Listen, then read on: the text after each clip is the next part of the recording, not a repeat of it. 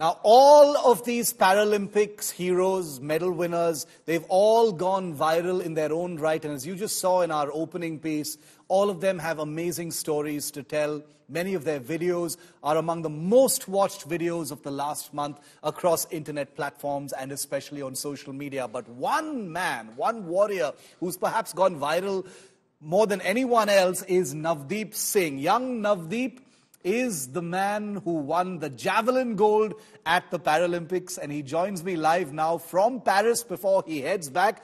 नवदीप, आपका स्वागत है. पहले तो बहुत बहुत बधाई आपका मेडल के लिए. आपका थ्रो, नवदीप, आपका थ्रो के बाद का वीडियो काफी वायरल चल चुका है, आपने देखा भी होगा.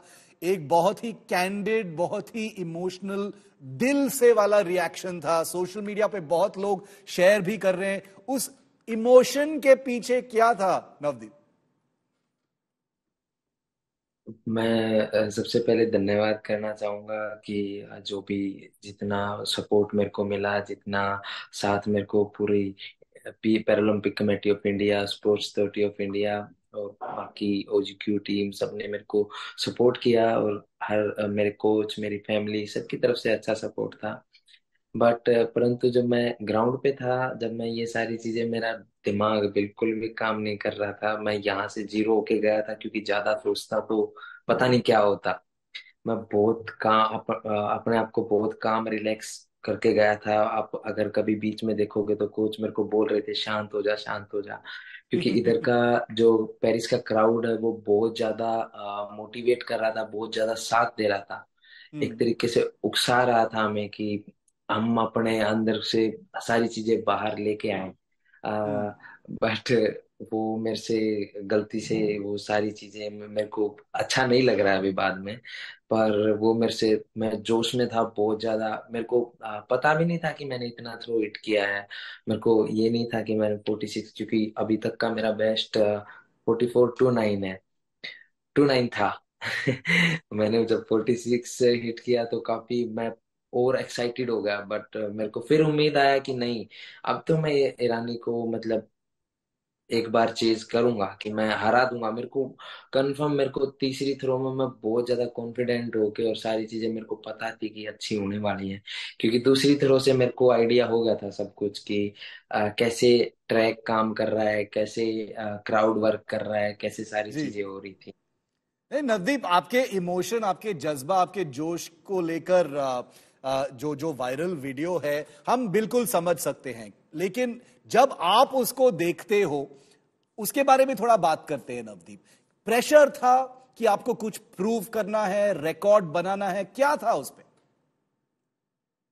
वो अंदर एक तरीके से अगर देखो, इस बात का भी अगर कोई गलत मतलब ना निकाले, तो वो अंदर दबी हुई थी सारी चीजें, क्योंकि मैं बहुत ज्यादा फ्रस्ट्रेटेड था. मैं टोक्यो में हम्म. फोर्थ हुआ, मैं पेरिस वर्ल्ड चैंपियनशिप 2023 में भी फोर्थ हुआ, और एशियन गेम्स में भी फोर्थ हुआ.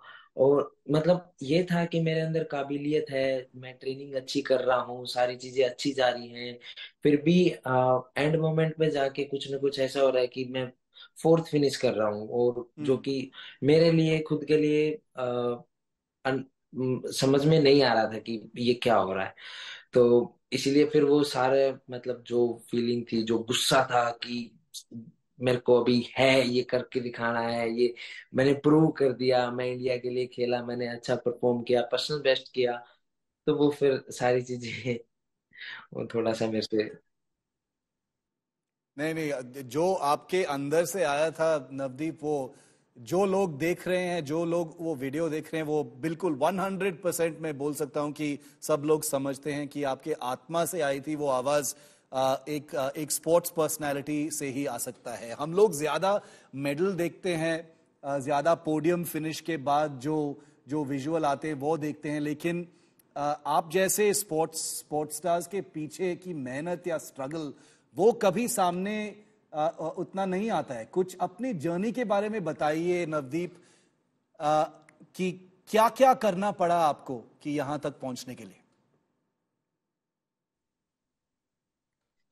शुरुआत में काफी मुश्किलें थी, और मतलब बचपन में जब जब तो समझ नहीं थी कि ये सारी चीजें ये ऐसा क्यों होता है, तो हम्म। मेरे को बहुत गुस्सा आता था। जो भी मेरे को ऐसे चिढ़ाता था या कुछ बोलता था, मैं पीछे दौड़ता था, उसके भागता था, उसको मतलब मैं उसको करेक्ट करने का करता था कि नहीं, आप सही बोलो या फिर अच्छा तरीका यूज करो मेरे को बोलने के लिए।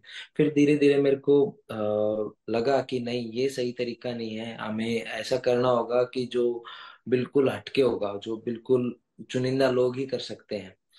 और जब हम यूनिक होंगे, एक तो पहले तो हम वैसे ही यूनिक हैं, और फिर जब हम अपना एक ऐसा हटके कोई काम करेंगे जो सब नहीं कर सकते, तो ऑटोमेटिकली हमारी वैल्यू थोड़ी ज्यादा हो जाती है। तो फिर इसीलिए मैंने सोचा कि ठीक है, अब प्रूव करते हैं अपने आप को कि हमारे हम्म। अंदर कितना दम है।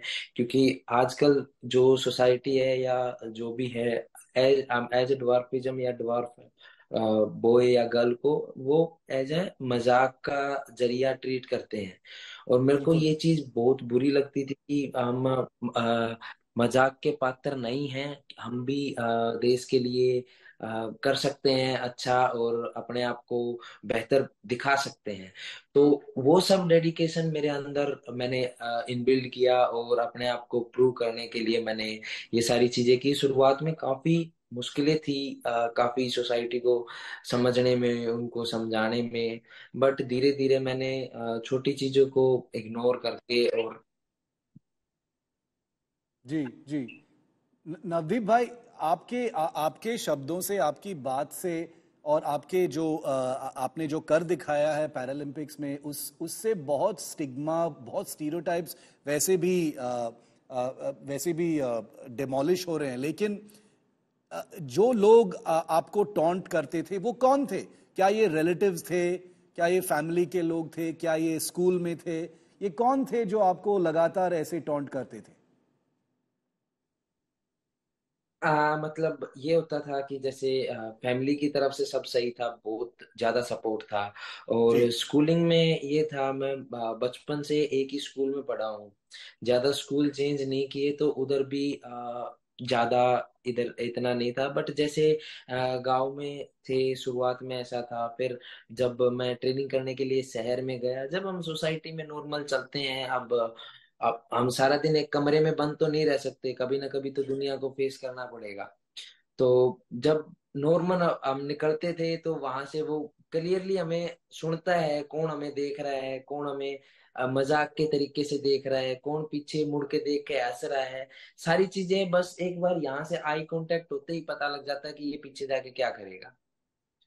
तो वो सारी जी। चीजें होती थी, पर वो सारी चीजें फिर इग्नोर करते थे कि इन चीज का कोई फायदा नहीं है, अगर हम इन चीजों में भिड़ने लगे तो हम वो नहीं कर पाएंगे जो करने इधर आए हैं। नवदीप, आप किसको अपना हीरो मानते हैं? किसको फॉलो करते हैं सबसे ज्यादा आप? मेरे लिए मेरे हीरो, मेरा डेडिकेशन, मेरा मोटिवेशन सारे मेरे पापा थे। उन्होंने काफी अच्छा सपोर्ट किया मेरे को। उन्होंने ही मेरे को बचपन से गेम में उनकी इच्छा थी, वो नेशनल लेवल रेसलर थे, और उनकी भी हम्म। इच्छा थी कि मेरा बेटा अच्छे लेवल पे compete करे और ओलंपिक में भारत के लिए मेडल लेके आए। और तो उन्होंने ही शुरुआत करवाई थी। रेसलिंग भी मैंने उन्हीं के लिए शुरू किया था। उन्होंने अच्छा मेरे को गाइडेंस भी दिया। फिर बाद में मैं पैरा स्पोर्ट्स ज्वाइन किया उसके बाद, क्योंकि फैमिली को पता था कि ऐसा सब होने वाला है। तो इसीलिए मैं 11-12 साल की उम्र में ही मैंने स्पोर्ट्स करना शुरू कर दिया था, साइड बाय साइड। जेवलिन मैंने इसलिए 2017 में हम्म। फिर एज ए प्रोफेशन और प्रॉपर तरीके से मैंने शुरू कर दिया था। और आप नीरज चोपड़ा को भी फॉलो करते होंगे। वो भी एक आप जैसे एक गोल्ड मेडल विनर है जैवलिन में। क्या आपने उनका जर्नी का करियर भी फॉलो किया है?